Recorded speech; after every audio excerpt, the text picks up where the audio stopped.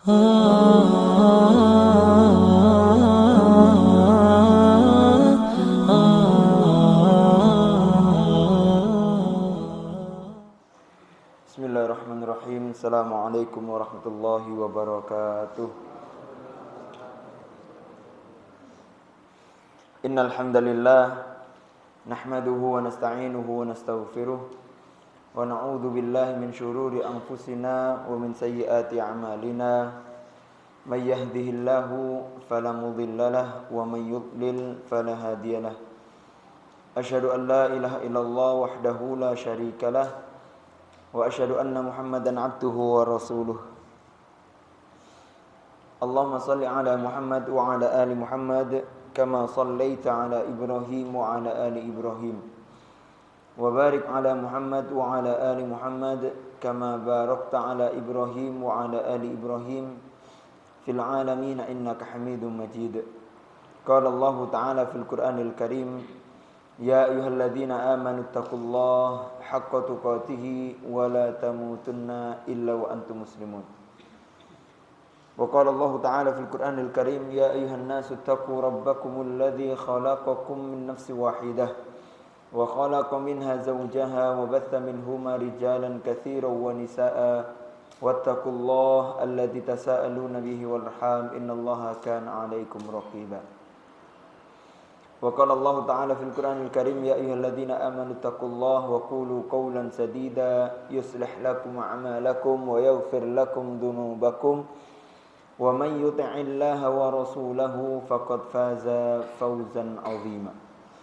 Amma ba'd, fa inna asdaqal hadithi kitabullah wa khairal hadi hadi Muhammadin sallallahu alaihi wasallam wa syarral umuri muhdatsatuha wa kullu muhdatsatin bid'ah wa kullu bid'atin dhalalah wa kullu dhalalatin finnar.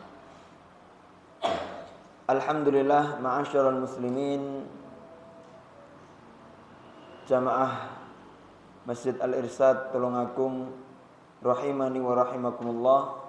Alhamdulillah, marilah kita memuji dan bersyukur kepada Allah Subhanahu wa taala atas limpahan karunia kenikmatan iman, kenikmatan Islam, kenikmatan Allah taala masih mengizinkan kita untuk beribadah kepada Allah Subhanahu wa taala dan dapat meminta pertolongan hanya kepada Allah Subhanahu wa taala. Dan telah Allah Ta'ala memberikan kepada kita nikmat-nikmat yang luar biasa mahalnya. Nikmat waktu luang, nikmat kesehatan, nikmat dapat bersilaturahmi antara satu dengan yang lain. Maka dengan kenikmatan-kenikmatan itu, apabila kita syukuri dengan amal-amal yang soleh, maka Allah Subhanahu wa Ta'ala tidaklah kecuali akan memberikan keberkahan dari nikmat yang telah kita syukuri dengan mengerjakan amal soleh. Karena ma'asyiral muslimin, tidaklah fasilitas-fasilitas hidup atau kenikmatan-kenikmatan hidup yang Allah Ta'ala berikan kepada kita tidak akan bernilai fasilitas tersebut kecuali apabila fasilitas tersebut kita gunakan untuk beramal soleh. Maka Allah Ta'ala akan berikan keberkahan terhadap nikmat tersebut. Allah Ta'ala, contoh Allah Ta'ala berikan kepada kita fasilitas uang. Allah Ta'ala berikan fasilitas kenikmatan harta untuk kita. Maka sebaik-baik manusia, yaitu apabila mempunyai harta, mempunyai uang, dan uang itu digunakan untuk amal soleh. Maka apabila amal itu digunakan untuk amal soleh, uang itu atau harta itu digunakan untuk amal soleh, maka Allah akan turunkan keberkahan pada harta tersebut. Kalau diberikan keberkahan, maka artinya dikembangkan dari harta tersebut. Berkah itu artinya ada kebaikan. Maka kalau orang itu dapat menggunakan dengan kebaikan, maka Allah akan tambah kebaikan itu pada dirinya. Ini uang, contoh fasilitas uang. Contoh yang lain yaitu fasilitas umur misalnya. Maka apabila kita menginginkan umur itu berkah, maka bagaimana kita menggunakan umur itu untuk beramal soleh? Maka tidak ada fungsinya apabila umur kita minta panjang tapi tidak ada amal solehnya. Maka sebaik-baiknya apabila kita ingin meminta doa panjang umur, maka mintalah umur yang panjang dan amal soleh. Karena sebaik-baik manusia adalah man tola umruhu wa hasuna amaluhu, yang umurnya panjang dan amalnya baik. Maka dengan itu Allah Ta'ala akan panjangkan umur. Salah satu contoh memanfaatkan umur dengan yang baik yaitu dengan mengisi dengan hal-hal yang wajib. Umurnya dikerjakan untuk sholat wajib, untuk puasa wajib, untuk menafkahi keluarga karena itu wajib, untuk menolong manusia. Atau kita gunakan dengan amal-amal yang soleh yang lain, dengan mengkaji ilmu. Thalabul ilmi juga wajib, ya. Dengan mengkaji ilmu, dengan silaturahmi. Maka dengan cara-cara itu insya Allah Ta'ala Allah akan memberkahi umur kita. Entah dengan kualitas umur yang panjang, artinya mungkin umur tidak panjang, tapi rasanya dia seperti umurnya panjang. Contohnya para ulama. Ulama yang kita kaji kitab-kitabnya itu sudah meninggal ratusan tahun yang lalu contohnya. Tapi sampai sekarang seakan-akan kita masih diajari oleh ulama-ulama yang terdahulu. Karena keberkahan dari umur yang telah mereka kerjakan. Contoh Imam Nawawi. Umurnya berapa tahun? Imam Nawawi umurnya cuma tidak sampai 50 tahun. 40 tahun. Ada yang mengatakan 41, intinya 40 sampai 45 tahun umur.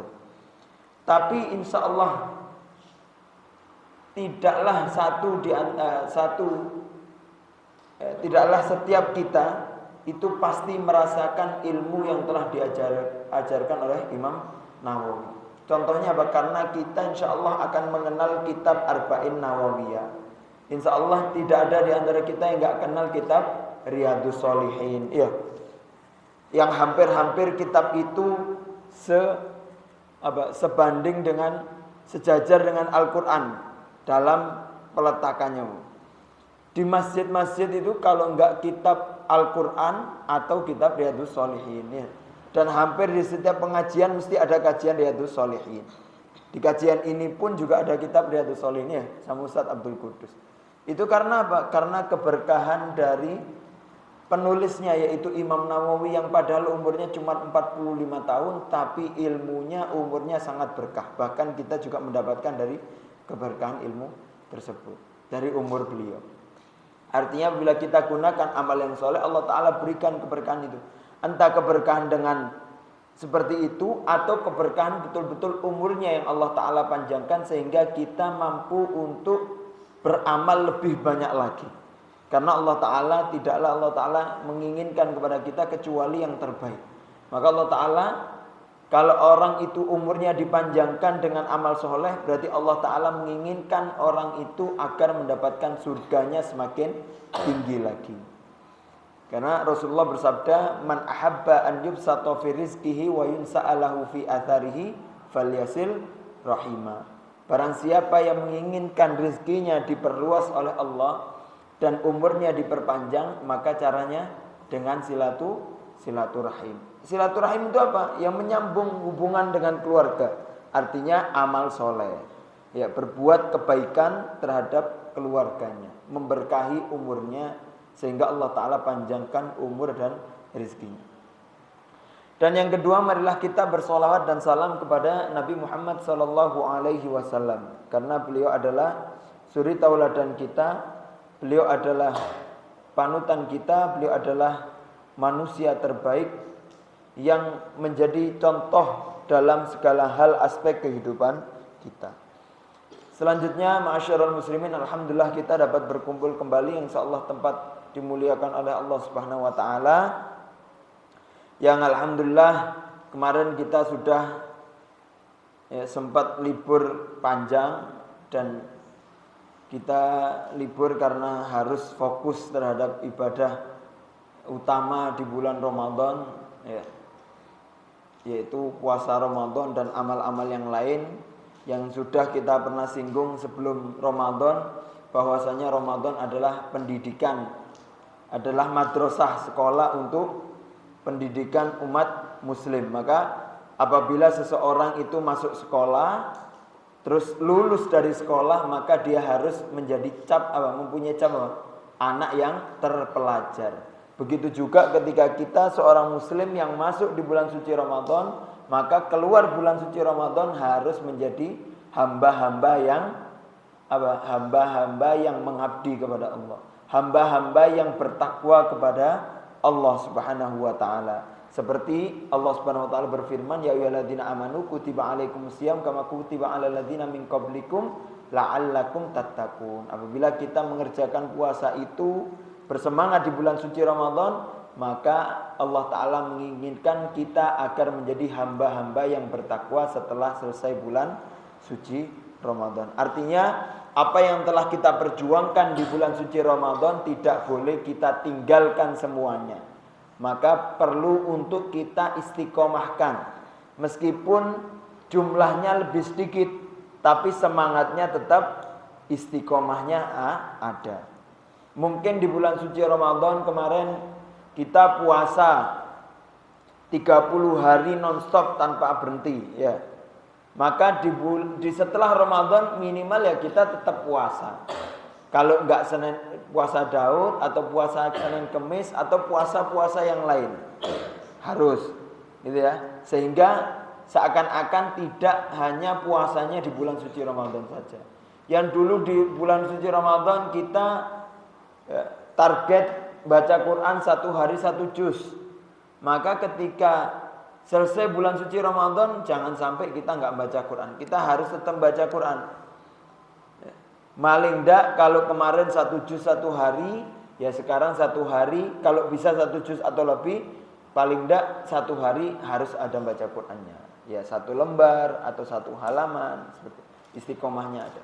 Kemarin di bulan suci Ramadan kita senang sedekah karena pahalanya besar sedekah di bulan suci Ramadan, seperti halnya orang yang berpuasa. Maka setelah bulan suci Ramadan jangan terus kita enggak sedekah lagi. Ramadan ini wis entek ya sedekah entek, tidak. Gitu ya, dilanjutkan. Karena kata para ulama, bi'sal qaum, celaka sebuah kaum yang la ya'rifunallah illa fi Ramadan. Celaka sebuah kaum yang dia tidak kenal Allah kecuali Ramadan. Artinya kenalnya Allah cuma Ramadan. Setelah Ramadan lali kabeh, tidak.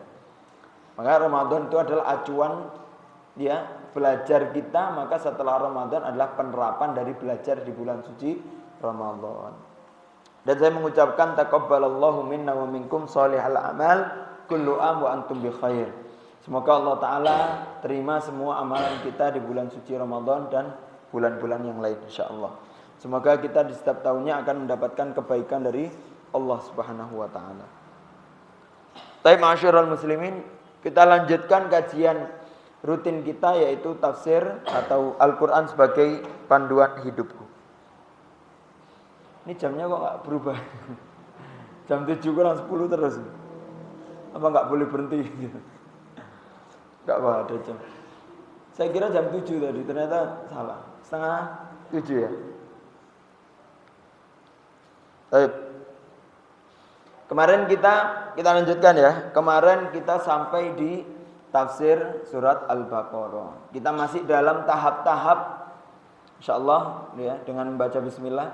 Insyaallah kita ini masih dalam tahap-tahap Allah Ta'ala memperkenalkan diri. Allah Ta'ala memperkenalkan agamanya. Allah Ta'ala memperkenalkan tentang golongan-golongan manusia. Sebelum masuk kepada hukum-hukum syariat, sebelum masuk pada kisah-kisah yang perlu kita contoh, maka Allah Ta'ala masih dalam taraf pengenalan terhadap bahwasanya Al-Quran ini adalah panduan hidup. Ya. Baik, kita sedikit. Kemarin kita sudah mempelajari tentang Al-Fatihah, bagaimana Al-Fatihah berbicara tentang sebagai pembuka segala aspek kehidupan. Al-Fatihah pembuka dari segala syariat. Al-Fatihah pembuka akal pikiran kita agar menjadi akal pikiran yang jernih. Al-Fatihah juga sebagai pembuka mengajari kita bagaimana menjadi hidup yang baik. Al-Fatihah juga mengajari kita membuka bagaimana mendidik seseorang yang menjadi pendidik. Maka Al-Fatihah adalah sebagai solusi dari segala permasalahan. Itu ya.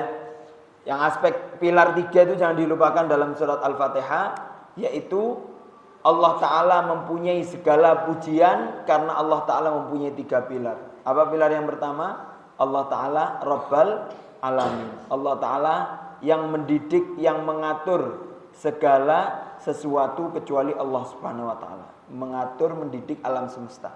Robba itu dari kata Robba Yarubu, artinya mendidiknya tahap bertahap. Ya, karena mendidik itu tidak langsung jadi, nggak mungkin anak kelas 1 SD dididik langsung SD selesai 1 tahun langsung SMP, nggak mungkin, ya kan? SD, ya, pendidikan SD pun harus berjalan sampai 6 tahun. Artinya mendidik itu butuh proses, gitu ya. Maka kita perlu Rabbal Alamin. Kita terapkan dalam hidup kita mendidik anak, mendidik murid-murid kita juga perlu dengan Robba, tarbiyah. Tarbiyahnya mendidiknya tahap bertahap.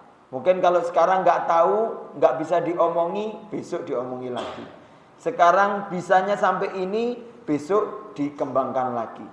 Maka tidak mungkin langsung bisa nyampe target kecuali dengan proses. Ya, Rabbal Alamin. Begitu juga Allah Subhanahu Wa Taala.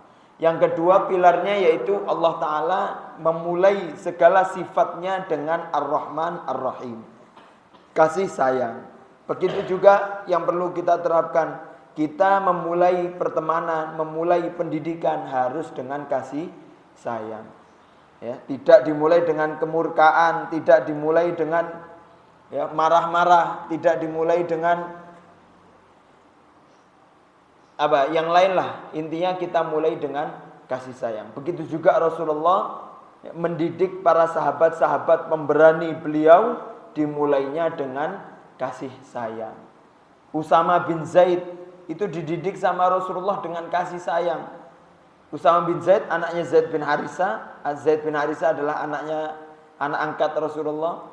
Itu cucunya Rasulullah angkat ya. Itu dididik dengan kasih sayang. Hasan Husain dididik dengan kasih sayang. Salat Rasulullah pernah kejadian Rasulullah salat, Husain itu menaiki punggung Rasulullah. Enggak marah Rasulullah. Rasulullah biarkan. Setelah itu Rasulullah cium. Pernah khutbah Rasulullah atau ceramah Hasan Husain lari kepada Rasulullah dan diangkat. Pernah Rasulullah sedang kajian, Hasan atau Husain lari di samping Rasulullah dan Usama bin Zaid juga lari di samping Rasulullah. Rasulullah enggak marah dan Rasulullah cium kepada mereka. Tapi dengan demikian itu tidak menjadikan kalau saya umpama pikiran kita, kalau saya manjakan dari kecil nanti takutnya besar-besar dia akan manja. Ya, gitu kan? Kalau sekarang kita enakan takutnya nanti sampai besar enak, bukan seperti itu. Karena derajat anak kecil adalah derajat kasih sayang. Mereka sahabat Nabi yang kecil-kecil itu dididik oleh Nabi dengan kasih sayang. Tapi nanti ketika mereka dewasa, mereka menjadi orang-orang yang hebat, orang-orang pemberani. Karena pendidikan pemberanian itu akan dididik kepada mereka ketika mereka nanti sudah cukup umur. Sehingga apa yang dia miliki dengan pendidikan kasih sayang yang telah diterapkan ketika kecil, itu nanti ketika mereka sudah dewasa, ketika mereka harus berperang melawan musuh, mereka tetap mengedepankan kasih sayang. Karena syarat perang itu banyak. Kata Nabi, kalau kalian berperang jangan bunuh orang tua, jangan bunuh anak kecil, jangan rusak pohon-pohon. Yang dibunuh itu cukup orang-orang yang melawan kalian dan kuasai kuasai tempat-tempat yang penting. Gitu ya. Maka tidak mungkin perang itu dengan asal marah, tapi perang itu pun sahabat terapkan dengan kasih sayang. Karena prosesnya kalau orang asal berani tanpa ada kasih sayang itu semua yang dia lihat akan dihabiskan. Semua istana-istana atau gereja-gereja akan dibakar sama mereka. Kalau dengan marah-marah. Tapi tapi Rasulullah mengajar mereka dengan kasih sayang. Sehingga mereka pun berperangnya dengan kasih sayang. Maka yang melawan akan terbunuh, yang enggak melawan akan belajar akhlak dari tentara Islam yang sangat mulia. Karena mereka tidak melawan, tidak menyerang kecuali orang yang melawan mereka.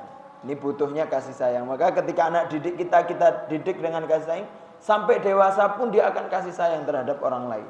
Dia akan mendidik, membijaksanakan sesuatu juga dengan kasih sayang.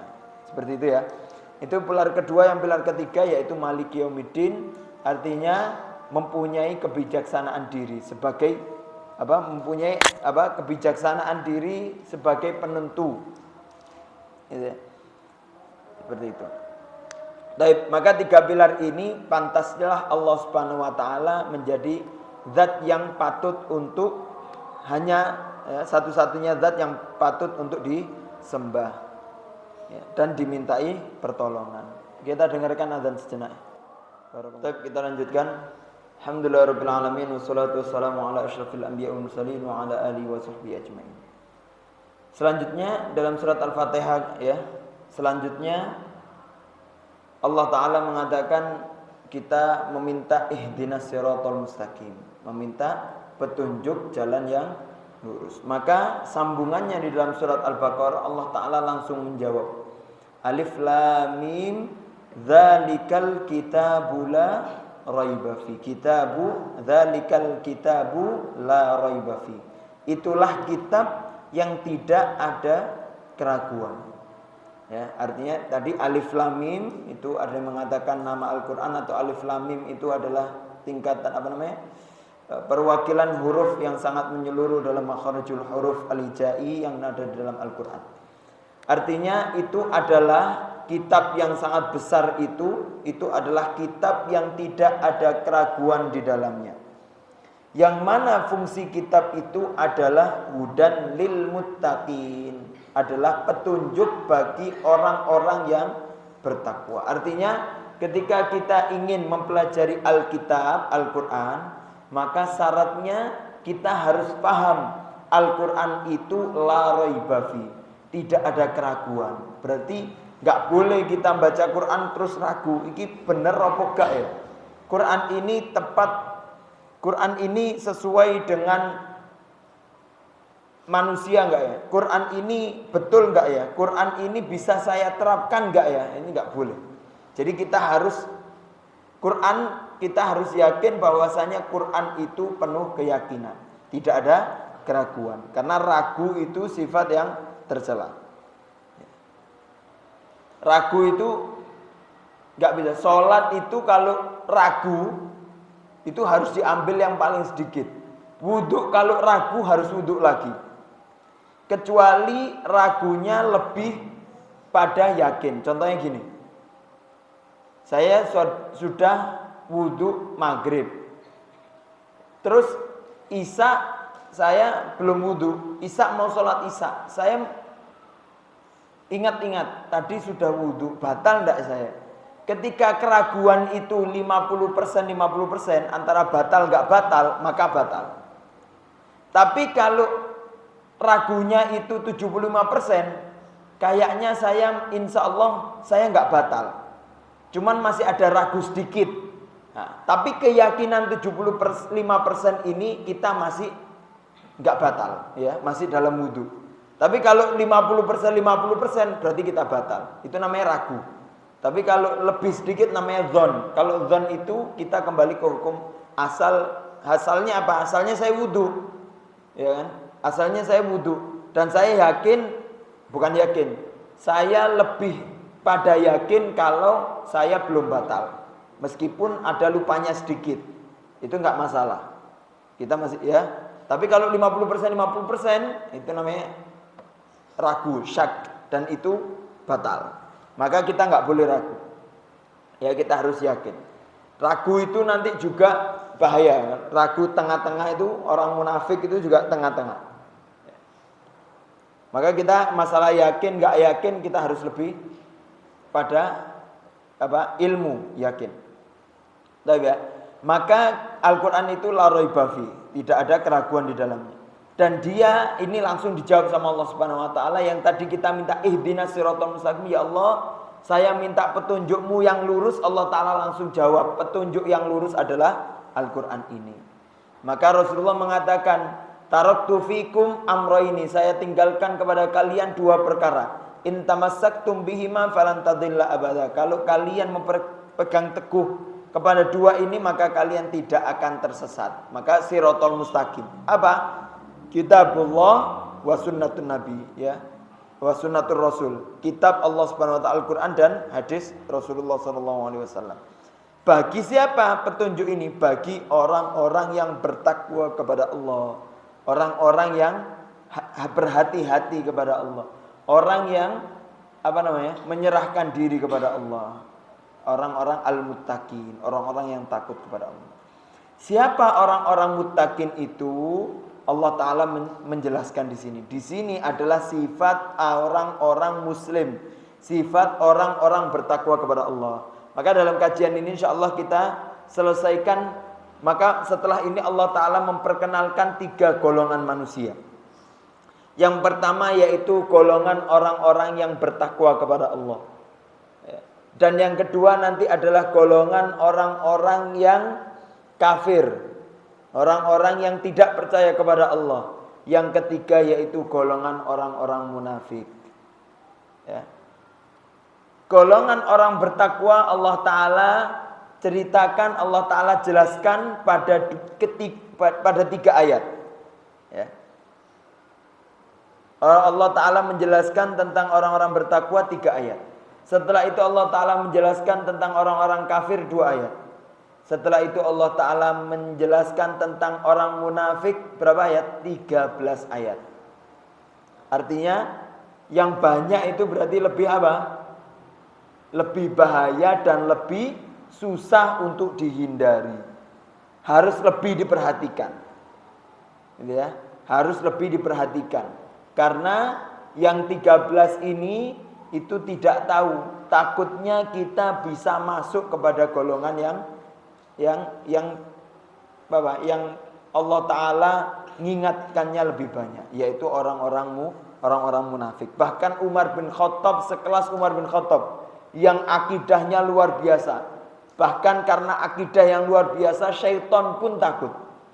Syaitan pernah mau masuk ruangan, dilihat di situ ada yang tidur, ternyata ditanya siapa yang tidur? Yang tidur ada Umar bin Khattab. Setan lari, takut. Ini Umar bin Khattab. Dikatakan tidak ada setan yang mau melewati lembah yang mana lembah itu pernah dilewati Umar bin Khattab.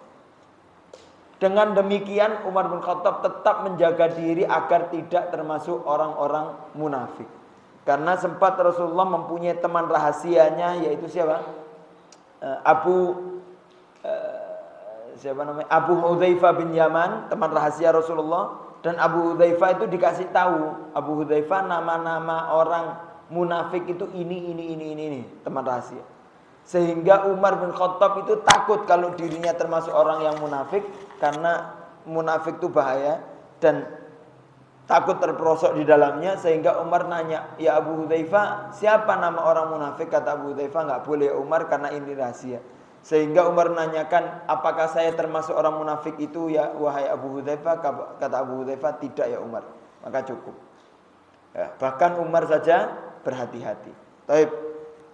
Sekarang orang yang bertakwa itu apa? Pertama, alladzina yu'minuna bil ghaib wa yuqimunas shalah. Ini kita ulangi ya. Wa mimma razaqnahum yunfikun. Yang pertama, yaitu dia yang beriman terhadap yu'min, itu bahasa fi'lul mudhari' kemarin waktu itu kita bahas ya. Artinya ada aplikasi dari orang itu. Yu'min itu bukan Allah Ta'ala menancapkan keimanan, tidak, tapi dia ada upaya untuk beriman kepada Allah. Nanti Allah Ta'ala berikan tancapan keimanan itu pada orang. Jadi ada upaya dari manusia itu, upaya untuk beriman terhadap ilmul ghaib. Ilmul ghaib itu berarti apa? Allah Subhanahu wa taala, malaikat, hari akhir. Terus malaikat, Allah, hari akhir. yang gaib-gaib gitu ya. Ada arsy-nya Allah Subhanahu wa taala, ada kursinya Allah, itu harus kita imani. Itu namanya ilmu bil ghaib. Wa yuqimunas shalah, dan ada aplikasi, ada upaya kita untuk menegakkan salat.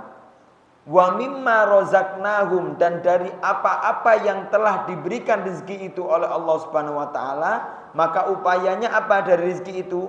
Upayanya harus diinfakkan. Maka rizki yang rizki yang dilewatkan kepada kita itu Pak, itu tidak pasti semua milik kita. Ya, rizki yang dilewatkan itu rizki yang diberi sama Allah. Kalau diberi itu belum 100% milik kita. Milik kita itu yang kita infakkan kepada orang lain. Bisa saja rizki yang dilewatkan kepada kita itu rizki istri kita, rizki anak kita, yang wajib untuk kita berikan nafkah itu, kita lewatkan rezeki itu kepada mereka. Atau rezeki fakir miskin, karena kita termasuk hamba-hamba yang mampu, ya, maka kita berikan rezeki itu kepada orang lain. Zakat itu bukan saya pemilik, saya wajib zakat berarti harta saya kasih ke orang lain, bukan. Sebenarnya itu zakat mereka yang harus kita tunaikan.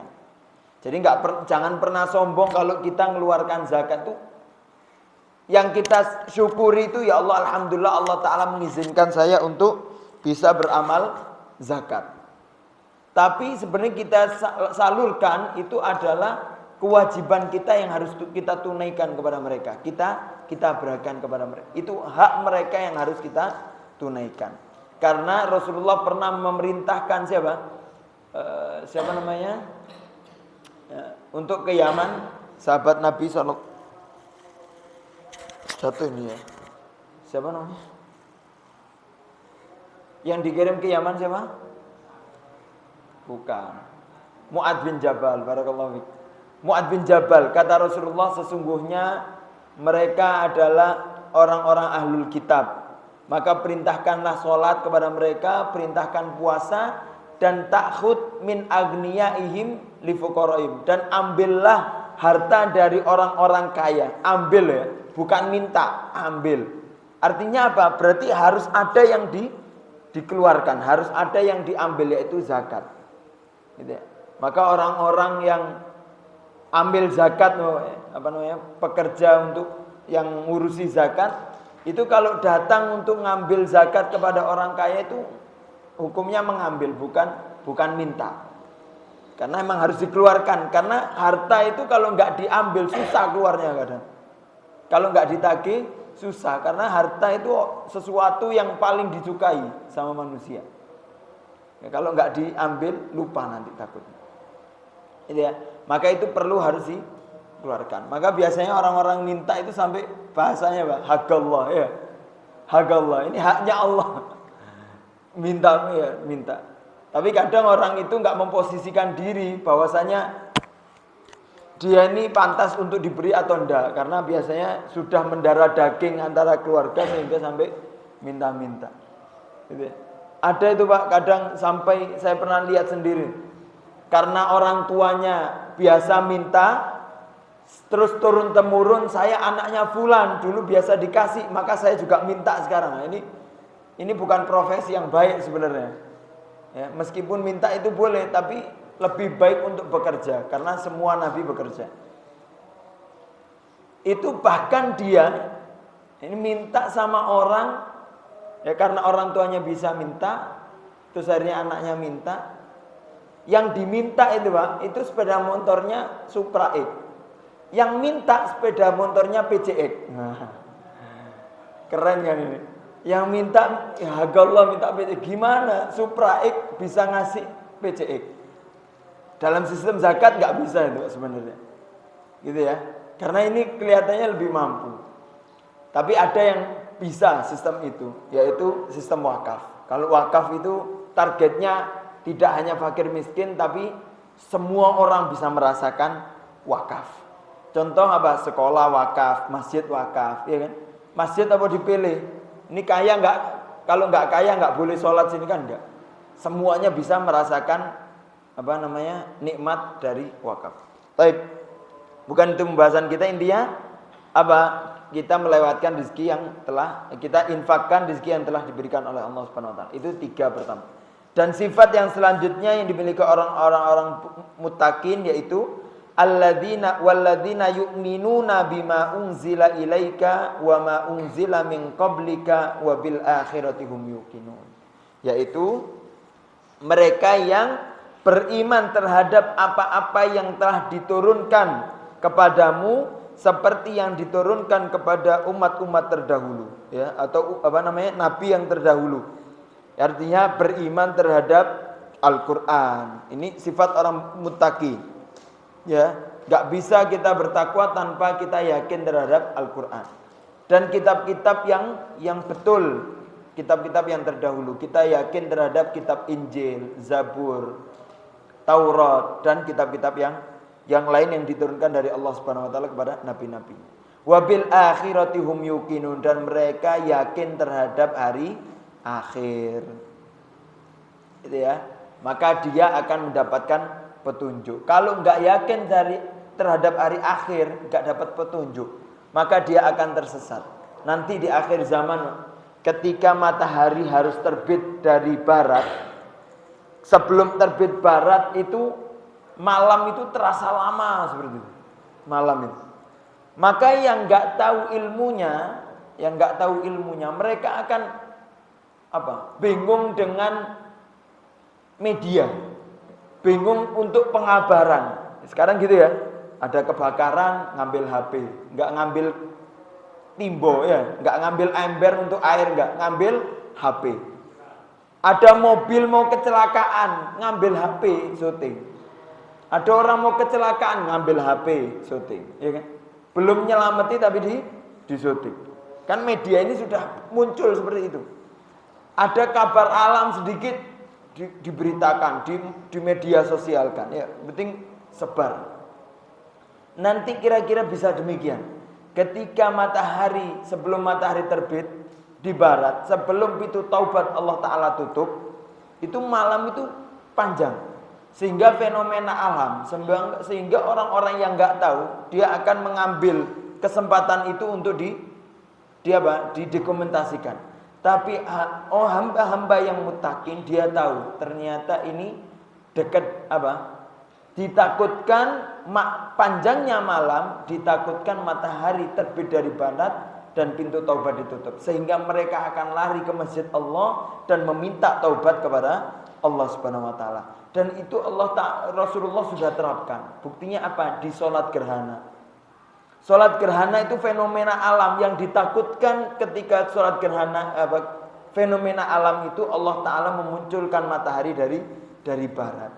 Makanya di dalam sholat gerhana kan disunahkan untuk membaca surat yang panjang. Sehingga apa? Sehingga kita munasabah untuk taubatnya itu semakin panjang. Maka jalan yang lurus bagaimana? Ya ini orang-orang yang tahu kalau ini adalah sebentar lagi kiamat. Ya, dengan apa? Dengan ilmu mempelajari Al-Qur'an. Maka perlu dengan yuqinun, yakin terhadap hari akhir dari proses-proses itu. Taib. Ulaika ala hudam mir rabbihim, maka golongan 4 tersebut, mereka yang bertakwa, mereka adalah golongan ulaika ala hudan.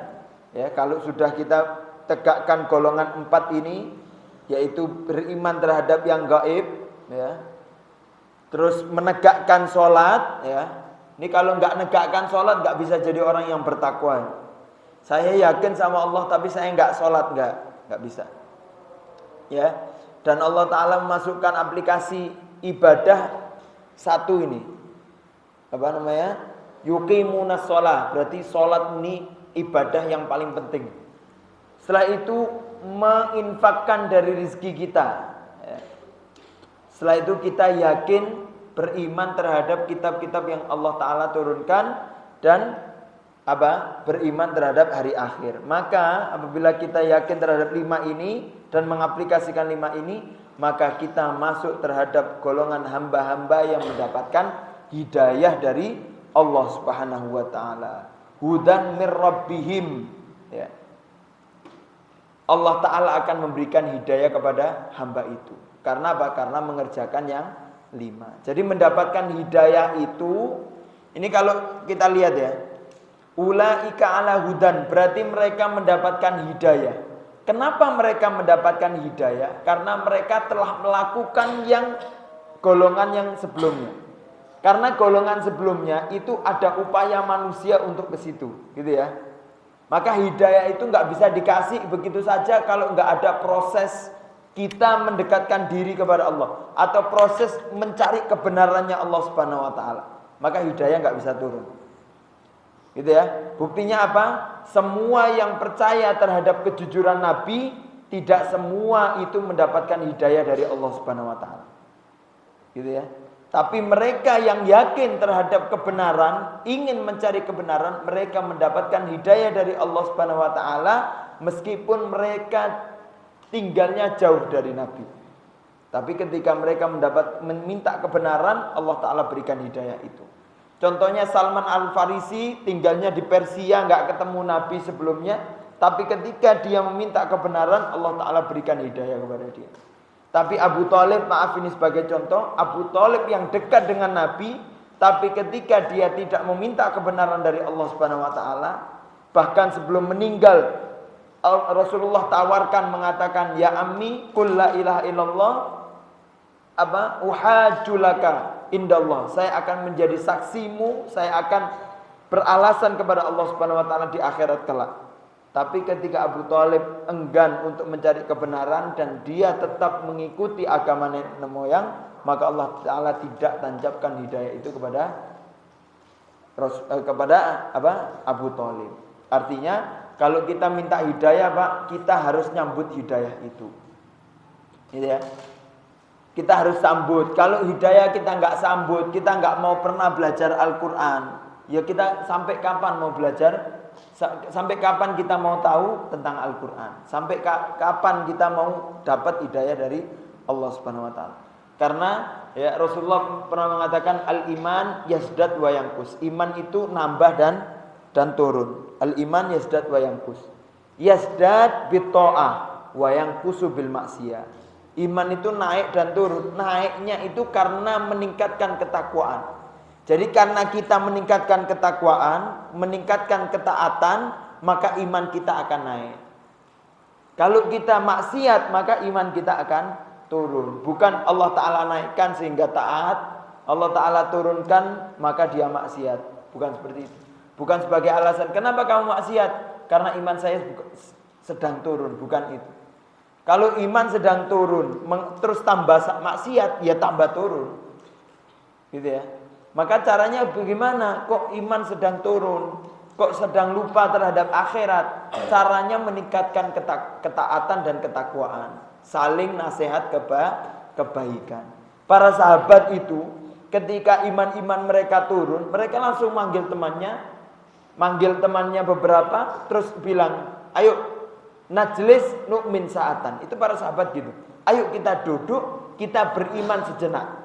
Artinya kita meningkatkan iman sejenak sehingga kita ingat terhadap Allah, maka kita setelah itu kita sebentar, setelah itu kita aktivitas lagi untuk urusan dunia dengan cesan baru ya, dengan bensin baru untuk mengingat kepada Allah Subhanahu wa taala. Tapi kalau nggak dices untuk ingat kepada Allah ya lupa. Malah nanti tambah lama tambah bensinnya habis, nggak diisi lagi, mogok tengah jalan. Gitu ya. Maka bisa-bisa lupa. Maka kita perlu untuk ces diri, ya, untuk meningkatkan itu sehingga kita mendapatkan hidayah dari Allah. Wa ulaika humul muflihun. Maka orang-orang itu yang beruntung, yang sukses, yang menang. Ya. Orang-orang apa? Yang meningkatkan keimanannya. Salat itu bukti orang sukses.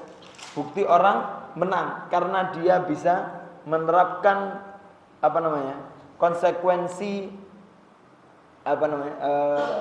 tanggung jawab dia terhadap Allah Subhanahu wa taala dengan menerapkan 5 waktu sholat tersebut. Maka kalau 5 waktu sholat dijaga, maka yang lain insya Allah akan lebih terjaga. Ya. Wa ulaika humul muflihun, maka mereka akan menang dan beruntung. Seperti panggilan adzan ya, hayya 'alas shalah, mari salat, hayya 'alal falah ya. Salat itu menuju ke kemenangan. Taib. Ini al-muttaqi. Selanjutnya yaitu 2 ayat yang menunjukkan tentang sifat apa? Sifat orang-orang kafir. Allah Subhanahu wa taala berfirman, "Innal ladzina kafaru sawa'un 'alaihim a anzartahum am lam tunzirhum la yu'minun." Ya, tadi orang muttaqin, sekarang orang kafir. Orang kafir itu bagaimana? Sesungguhnya mereka innal ladzina, sesungguhnya yang kafaru, mereka itu yang kafir. Menutup, artinya menutup untuk beribadah kepada Allah, menutup untuk mengenal kepada Allah Subhanahu wa taala. Sawaun alaihim ya. Sama untuk mereka, a'angdzartahum am lam tunzirhum. Kamu berikan, kamu ingatkan mereka atau tidak kamu ingatkan mereka, la yu'minun, mereka tidak akan beriman kepada Allah Subhanahu wa taala. Paham ya? Kafaru itu di sini bukan innalladzina. Di sini kita katakan innalladzina kafaru, mereka yang menutup hatinya. Ya. Bukan semua kafir. Kafir itu bisa saja mereka kafir karena perbuatannya, karena emang dia semua yang beragama kafir, Nasrani atau semua yang tidak muslim, bisa saja karena emang dia menutup atau mereka tidak paham. Bukan itu ya targetnya. Tapi targetnya orang-orang kafir yang mereka betul-betul menutup dirinya untuk tidak mau mendapatkan hidayah. Itu orang kafir. Paham ya? Innalladzina kafaru, mereka yang telah menutup hatinya, yang mereka tidak mau yu'minuna bil ghaib, tidak mau yuqimuna shalah, tidak mau wa mimma razaqnahum yunfikun, dan tidak mau yu'minuna bima unzila ilaika ini, wa bil akhirati hum yuqinun. Mereka yang tidak mau mengerjakan ini, mereka termasuk orang-orang yang kafir, yang kafaru, yang menutup. Maka jangan sampai kita tidak mau sholat. Kalau kita tidak mau sholat, maka kita masuk orang-orang yang kafaru. Kalau kita tidak mau beriman kepada hari akhir, maka kita termasuk orang-orang yang kafaru. Kalau sudah kafaru, itu orang mau dikasih a'angdar tahu, mau dikasih tahu atau tidak kamu kasih tahu, mereka tetap tidak beriman kepada Allah Subhanahu wa taala. Paham ya? Maka jangan sampai kita termasuk orang-orang yang kafaru, na'udzubillah. Khatamallahu ala qulubihim wa ala sam'ihim. Ya. Maka Allah Ta'ala yang akan menutup mereka. Beda ya Pak ya. Tadi yang mutakin itu upaya untuk mengilmui diri, beriman, menegakkan sholat, maka Allah Ta'ala berikan hidayah kepada mereka. Tapi yang kedua ini, ketika mereka menutup untuk mengenal Allah, menutup untuk mengilmui diri, menutup untuk menegakkan sholat, menutup untuk tidak mau memberikan nafkah yang telah, rizki yang telah diberikan, maka Allah Ta'ala akan khatamallahu ala qulubihim. Beda ya. Ini diberikan hidayah, diberikan pencerahan oleh Allah, ini ditutup oleh Allah Subhanahu wa taala. Khatamallahu ala qulubihim wa ala sam'ihim. Allah Ta'ala tutup hatinya dan pendengaran. Berarti apa namanya? Ala sam'ihim wa ala absarihim, dan kepada matanya. Artinya semua sumber untuk memasukkan ilmu kepada dirinya Allah Ta'ala tutup. Hatinya Allah Ta'ala tutup. Pendengarannya yang bisa untuk mendengarkan Allah Ta'ala tutup. Dan mata yang sebagai sumber pengetahuan, sumber ilmu, Allah Ta'ala tutup. Semuanya Allah Ta'ala tutup. Karena mereka apa? Kafaru. Karena perbuatan mereka sendiri yang telah menutup dirinya. Paham ya? Ya, berarti kafaru itu bukan dari Allah, Pak. Bahkan orang-orang kafir sekarang itu bukan, karena kan mereka nggak kenal Allah, karena mungkin dia dari lahir kafir sehingga mereka sampai besar kafir. Tidak ada orang kafir kecuali yang hidup di zaman ya terlihat ini modern ini, tidak ada orang kafir dia dianggap kafir kecuali sudah pernah hidayah Allah Ta'ala melewati kepada mereka. Tapi karena mereka kafaru, mereka sudah pernah dengar azan tapi ditutup, mereka sudah pernah lihat kebesaran Islam, mereka tutup matanya, mereka sudah pernah berpikir tentang adanya Islam tapi mereka tutup, maka mereka khatamallah. Paham ya? Mereka ditutup.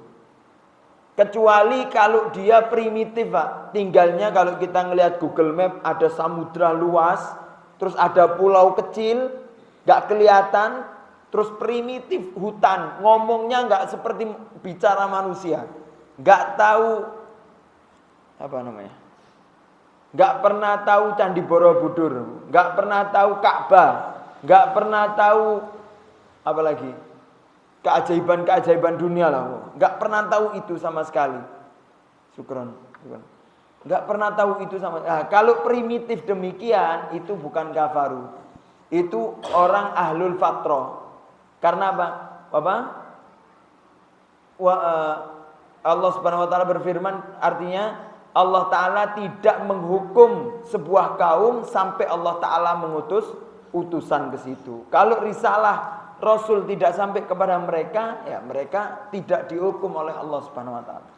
Tapi kalau yang sekarang jelas-jelas tinggalnya di Inggris, di Spanyol, beragama Kristen, nah ini tidak ada alasan. Saya kan di Spanyol, semua mayoritas Islam, tapi pernah tahu la ilaha illallah, pernah tahu Ka'bah, pernah tahu ketemu orang Islam, maka ini sudah menjadi alasan bagi mereka, menjadi tidak ada alasan bagi mereka untuk tidak pernah kenal Islam. Gitu ya Pak. Maka orang kafir itu karena perbuatan sendiri. Bima kasabat aidinas, karena kesalahan dia sendiri. Ghisyawatun.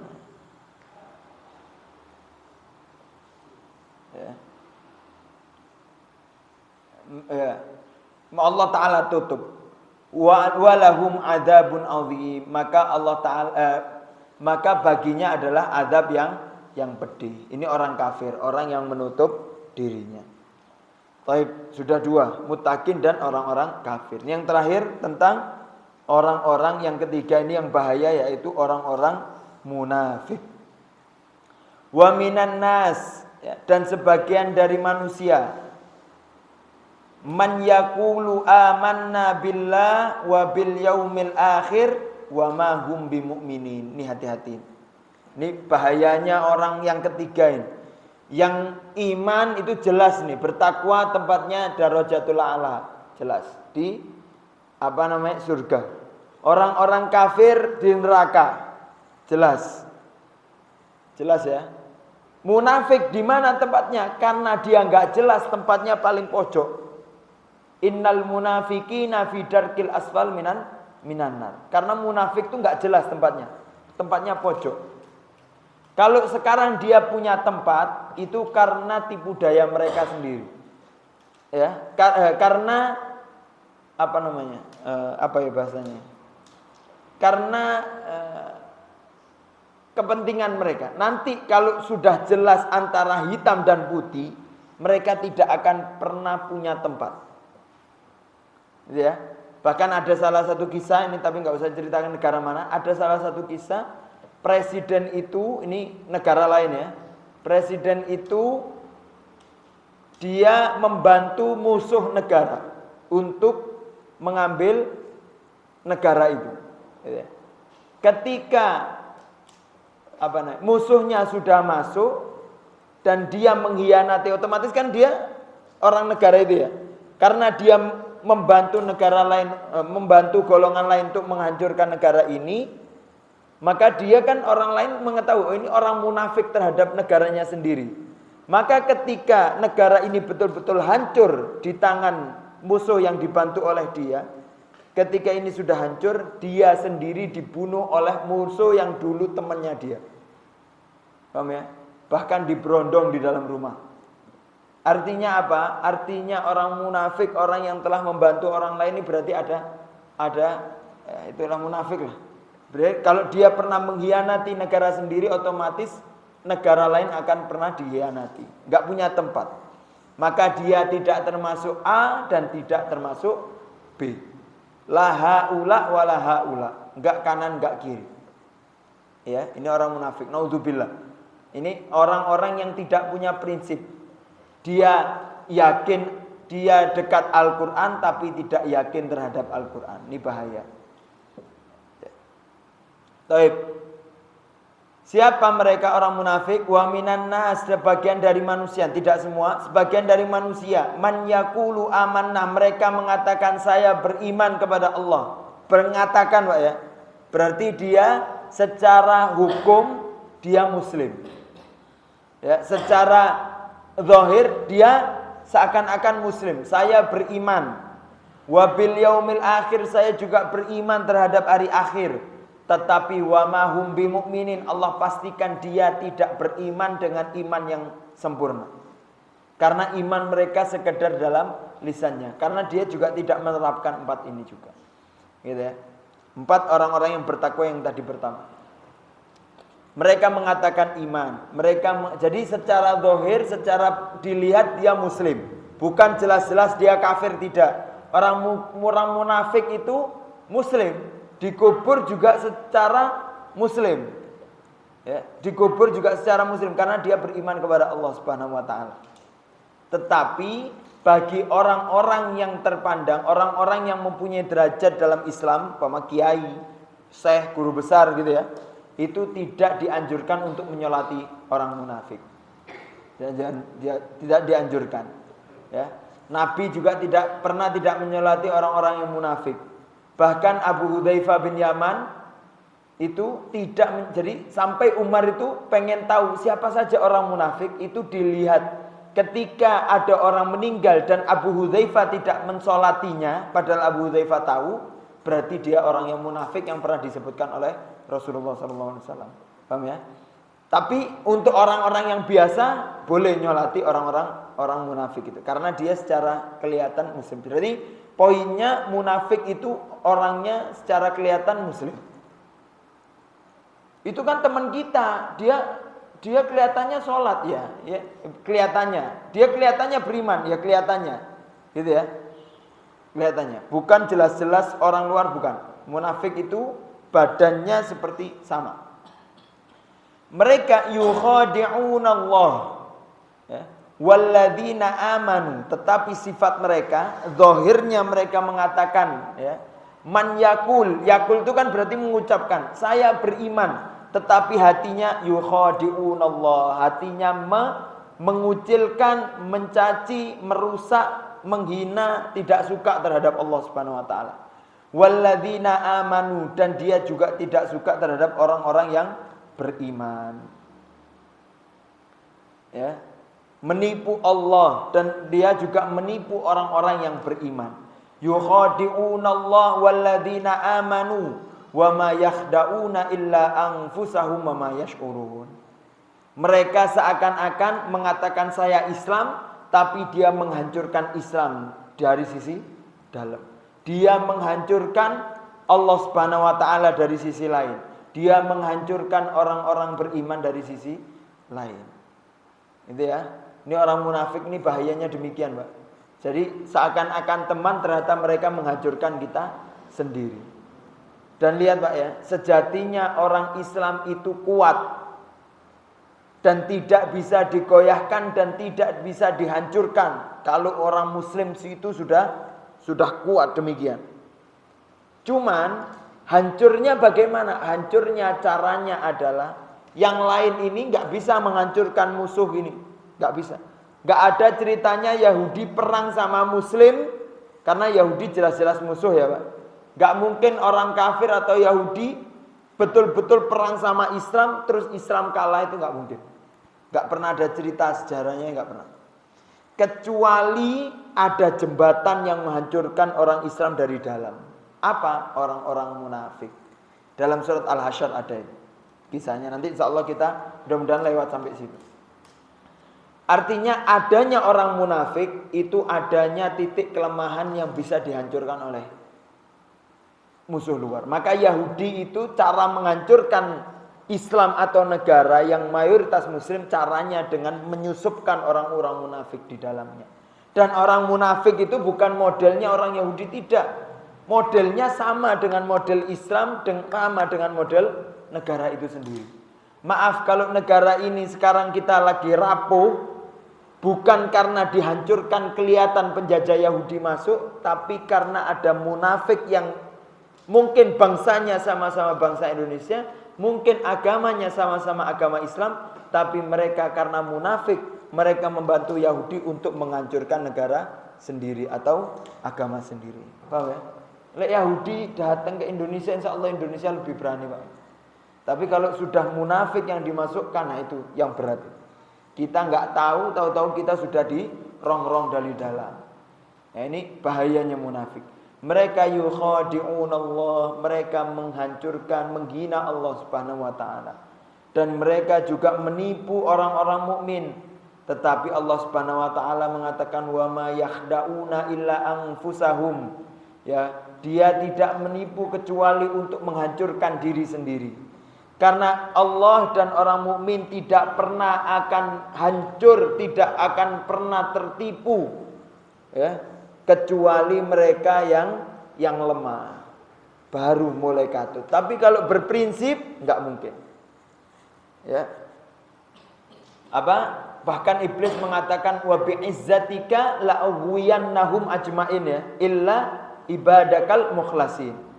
Bahkan iblis pun yang tingkat paling tinggi itu punya titik lemah untuk mengganggu manusia. Kata iblis, dengan kemuliaan-Mu ya Allah, saya akan goyang mereka, saya akan prosotkan mereka semuanya untuk masuk neraka-Mu ya Allah, kecuali hamba-hamba-Mu yang ikhlas. Berarti kan ada hamba-hamba yang gak bisa ditawar. Mereka yang beriman kepada Allah, mereka yang kuat terhadap Allah Subhanahu wa taala. Ya. Maka nggak bisa untuk dihancurkan. Maka ketika mereka nggak bisa menghancurkan wa ma yakhda'una illa anfusahum, maka sebenarnya mereka menghancurkan diri sendiri mereka. Ya. Karena kanan kiri dia nggak punya tempat. Otomatis kalau nggak dia mati oleh orang yang dia hasut, atau dia mati dengan orang yang menghasut dia. Illa anfusahum wa ma yash'urun, tapi mereka nggak sadar kalau mereka menghancurkan diri sendiri. Karena orang munafik tidak pernah punya tempat. Terus ini, orang munafik itu tadi ya sudah. Orang munafik selanjutnya dia mempunyai kelemahan yang berat. Fi qulubihim maradun. Orang munafik itu mempunyai penyakit di dalam dirinya. Penyakit itu apa sih, Pak? Penyakit sakit itu kan tidak bisa merasakan nikmat, ya. Sakit. Lidah kita ini makan ayam sate, sate Ponorogo atau sate apa, Tulungagung terkenal. Sate apa yang kemarin sate sini, sate Bunga Desa yang saya tahu. Ini paling terkenal di Kediri, sate Tulungagung Bunga Desa biasanya. Enak itu, Pak, ya. Sate kambingnya empuk lah. Bumbunya enak. Gado-gado enak. Apalagi gudeg enak. Biasanya di rumah yang Mimo Barabak gudeg. Enak lah. Itu enak semuanya. Kalau lidah kita enggak sakit. Tapi lidah kita sariawan, ya Allah, seenak apapun aras-arasan makan, enggak enak rasanya. Gitu ya. Maka ini naudzubillah. Kalau kita merasakan ketidaknikmatan dalam beribadah, hati-hati. Kalau kita sedang menancapkan beberapa sifat munafik dalam diri kita. Naudzubillah. Paham ya?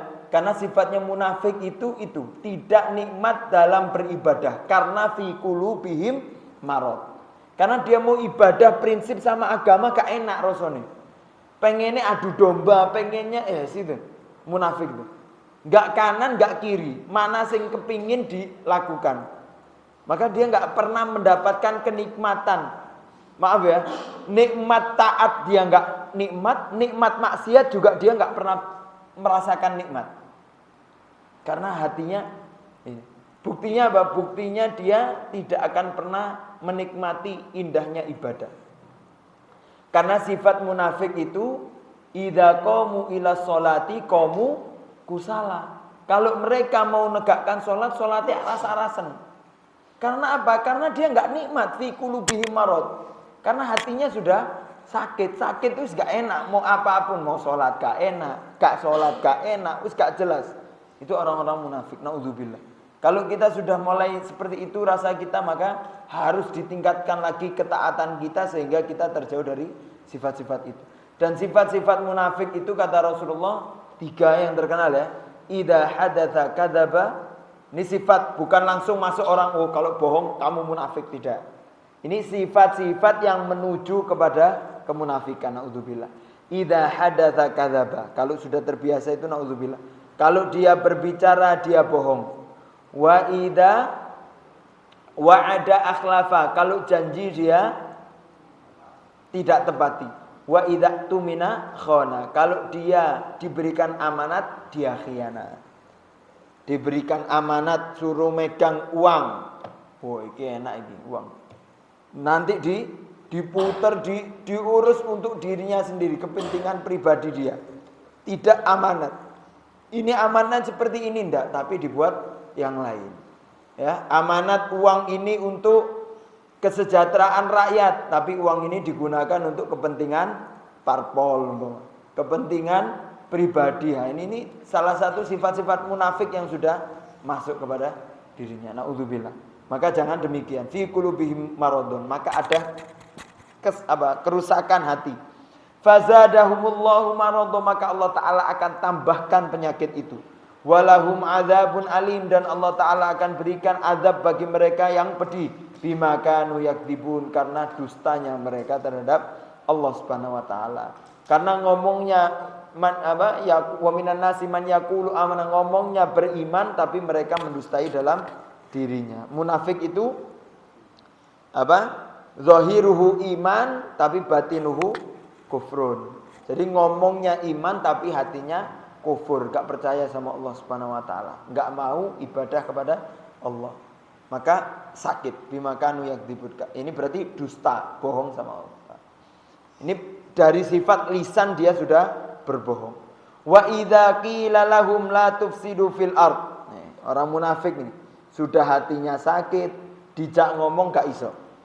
Gak mau, gak bisa mendapatkan ilmu orang munafik. Wa idza qila lahum, kalau dikasih tahu kepada mereka, la tufsidu fil ard, kamu jangan merusak di muka bumi ini. Mereka mengatakan qalu innama nahnu muslihuna. Mereka menganggap diri mereka betul. Ini yang saya lakukan padahal dirinya rusak, sakit. Sakit itu kan nggak jelas, Pak. Mau enak nggak enak kan nggak bisa bedakan, Pak. Kalau sakit itu, ya tak? Ada gudeg manis dirasakan, oh gak manis, gak enak rasanya, ya kan? Nggak bisa merasakan. Jadi dia nggak tahu mana benar, mana hak, mana batil, nggak mau. Yang penting kepentingannya apa, ya itu yang dia kerjakan. Itu orang-orang sakit, ya tak? Sakit itu orang sehat mesti, ayo minum obat biar kamu sembuh. Yang sakit kadang nolak obat. Padahal dia tahu obat, padahal dia kalau sehat dia tahu obat itu bisa menyembuhkan. Tapi karena sakit udah remang semuanya. Mau minum obat gak enak, gak minum gak enak, gak jelas. Itu kalau udah sakit, naudzubillah. Maka orang-orang sakit itu seperti itu. Dibilang la tufsidu fil ard, jangan membuat kerusakan di muka bumi ini. Mereka mengatakan, dah, kita ini enggak merusak, innama nahnu muslihun. Kita ini memperbaiki bumi. Kita ini ingin meningkatkan kesejahteraan, kita ingin ini, ya. Padahal mereka merusak karena adanya orang-orang yang tidak tahu ilmu, munafikun, ya. Orang-orang yang munafik terhadap Allah Subhanahu wa taala.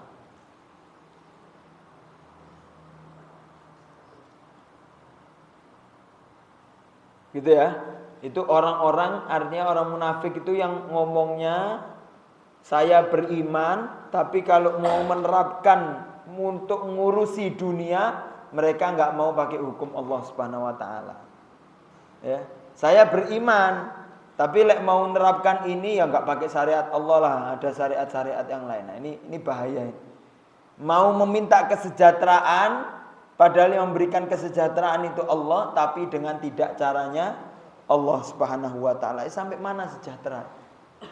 Bukti Pak ya, kalau sejahtera itu zaman-zaman mana yang ketika itu mereka menggunakan syariat Islam.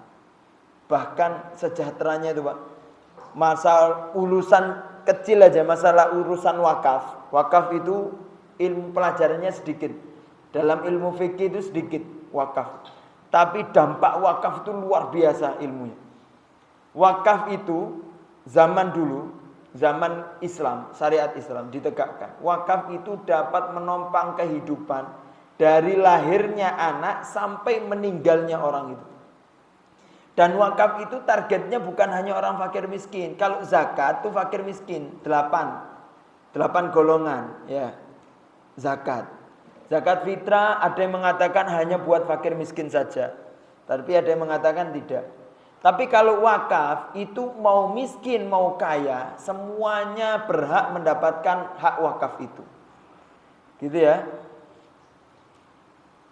Makanya bedanya zaman wakaf tidak. Zaman wakaf itu orang kaya bisa dapat sumbangan. Kalau zaman sekarang zaman tidak wakaf, orang miskin harus mengeluarkan uang. Bedanya. Itu dari lahir semuanya sudah ditopang wakaf. Melahirkan di rumah sakit wakaf. Gratis. Dapat pesangon kebutuhan bayi. Dan wakaf itu target pertama yang mendapatkan gaji atau mendapatkan hasil dari wakaf itu pertama ahlul ilm. Jadi dosen, guru-guru itu kesejahteraannya itu gajinya itu harus paling tinggi. Gitu ya, harus tinggi. Maaf, kalau kita pernah dengar Ustadz Budi Azhari itu punya sekolah Kutab Al-Fatih. Itu kan sekarang targetnya untuk wakaf. Targetnya itu wakaf dan targetnya adalah gratis. Gratis itu tidak akan pernah terjadi gratis sebelum gaji guru itu tinggi. Paham ya? Kalau zaman sekarang sekolah gratis tapi gaji gurunya pendek, ya aras-arasan tetap gurunya. Paham ya? Sekolahnya gratis tapi gurunya tidak disejahterakan, ya aras-arasan otomatis. Itu gaji dosen, gaji guru tinggi. Yang kedua gaji dokter harus tinggi. Maka rumah sakit gratis tapi gaji dokternya tetap tinggi, tetap sejahtera. Itu mendapatkan wakaf sampai anak itu dewasa. Bahkan kreatifnya wakaf sampai-sampai ini sekarang tuh wah jauh itu nggak mungkin terjadi kalau nggak pakai sistem wakaf. Bahkan orang-orang pengendali wakaf karena harta wakaf yang berkah ya, sehingga nyari sampai gini. Anak-anak atau pembantu di rumah ya. Itu kadang kan kita nggak sengaja anak-anak itu dalam masa kecilnya kan kadang yang atas ditarik, yang bawah ditarik, yang semuanya kan kepingin dipindah-pindah. Kadang itu sampai merusak sesuatu. Kalau merusak sesuatu kan kadang bisa dimarahi sama orang tuanya. Bahkan pengelola wakaf sampai berpikir bagaimana caranya anak-anak itu sampai tidak dimarahin orang tuanya. Jadi barang-barang yang rusak karena dirusak sama anak kecil atau nggak sengaja pembantu di rumah, itu bisa barang itu dibawa ke toko yang mana toko itu adalah toko wakaf. Jadi barangnya dibawa yang rusak tadi dibawa ke toko tersebut dan diganti dengan sesama dengan model yang rusak itu. Dan gratis wakaf. Sekolah wakaf gratis. Kehidupan semua gratis. Sampai meninggal gratis. Makanya karena kan sepadan harinya kan. Banyak anak, banyak rezeki karena kebutuhan ini nggak banyak. Saya dulu pernah mungkin saya pernah ceritakan, saya pernah bilang sama abah saya. Banyak anak, banyak rezeki. Kata bapak anak. Abah saya kan satu saudara 9. Saya satu saudara 3. Kata bapak saya, abah kita dulu punya anak 9, nggak mikir sekolah. Karena dulu kebutuhan hidupnya nggak banyak. Sekolah nggak semahal sekarang. Makan apa adanya bisa. Orang dulu. Lah sekarang, engko sing satu masuk TK 10 juta. Engko satu yang anak kedua masuk SD 15 juta. Nanti anak yang ini masuk SMP 30 juta ya. Nangis. Itu 1 bulan bapaknya gajinya 6 juta. Kadang dipotong lagi kalau bolos semua. Terus dari mana uangnya? Ya otomatis mau punya anak ya takut. Akhirnya ngikut program 2 anak cukup. Karepe sopo? Karepe Yahudi, Pak. Biar apa? Biar muslim ini enggak banyak, biar ngalahkannya gampang. Padahal Nabi mengatakan nikahilah perempuan al-wadud wal walud, banyak cinta dan banyak anak. Dan kata Nabi perbanyaklah anak, sesungguhnya saya menyukai bikathrotil umam, saya menyukai banyaknya umat di akhirat, di akhir nanti. Paham ya? Itu bisa terterapkan kalau apa? Kalau dengan wakafnya berjalan. Kalau gratis kan mikir dua anak kan gak mikir, KB gratis ya. Tapi kalau sekarang KB pajak, lahir ada pajaknya, bahkan makan ada PPN-nya juga, ada bayar. Bahkan ke buang sesuatu loh, buang sampah ada bayarnya, parkir bayar, ke kamar mandi bayar. Gimana sekarang? Yuk. Sejahtera enggak? Jelas-jelas enggak lah, jelas itu, enggak bisa memungkiri, otomatis. Tapi kalau dalam wakaf syariat Islam semuanya akan sejahtera. Bahkan Umar bin Abdul Aziz mikir ini kebanyakan harta gimana? Belikan makanan burung, tebarkan makanan burung itu di atas gunung, sehingga semua tidak luput manusia saja, bahkan semua hewan yang pernah melintasi di negara kita, mereka mendapatkan nikmat dari wakaf yang kita punya, rezeki dari Allah Subhanahu wa taala. Ini indahnya menegakkan syariat Allah Subhanahu wa taala. Itu baru muslih, tidak merusak bumi. Tapi kalau semuanya ditarik pajak seakan-akan muslih, mereka sebenarnya tidak muslih tapi mufsid, ya. La tufsidu fil ard qalu innama nahnu muslihin. Mereka mengatakan ya kita ini membenahi bumi. Allah Subhanahu wa taala ala innahum humul mufsidun walakin la yash'urun. Sesungguhnya mereka itu merusak di muka bumi ini, tapi mereka tidak menyadari, enggak ngerasa. Berarti mereka itu merusak bukan karena mereka niatnya kadang saya enggak niat merusak, iya, niatmu tidak merusak, tapi caramu salah, gitu ya. Maka orang merusak itu kadang bukan karena niatnya, ngomongnya tinggi, peradaban Amerika, peradaban Eropa. Padahal peradaban mereka kesejahteraannya belum tentu terjamin. Kenapa enggak berkiblat kepada peradaban Islam? Kita kalau belajar buku sejarah itu mentok di tahun 1500, Pak. Mentok di 1500. 1500 itu mulai gugurnya Islam di mana? Di Spanyol. Ya. Ya. Itu baru Kristen yang di Eropa itu mulai menyebar, mulai ada namanya penjajah. Itu sebelumnya itu butuh kita pelajari bagaimana sejarah Islam, bagaimana sejahteranya negara Islam yang telah mereka kuatkan. Sejahteranya itu luar biasa. Bahkan Spanyol sekarang adalah pengekspor zaitun terbesar. Siapa yang memasukkan? Padahal zaitun itu enggak ada di Spanyol. Zaitun itu di padang pasir. Siapa yang memasukkan? Yang memasukkan Islam. Berarti kan Islam menyejahterakan, masuk ke negara untuk disejahterakan, gitu loh ya. Berarti mereka ya kadang pengennya seperti, kenapa enggak berkiblat kepada Islam? Mereka tidak menyadari bahwasanya mereka merusak.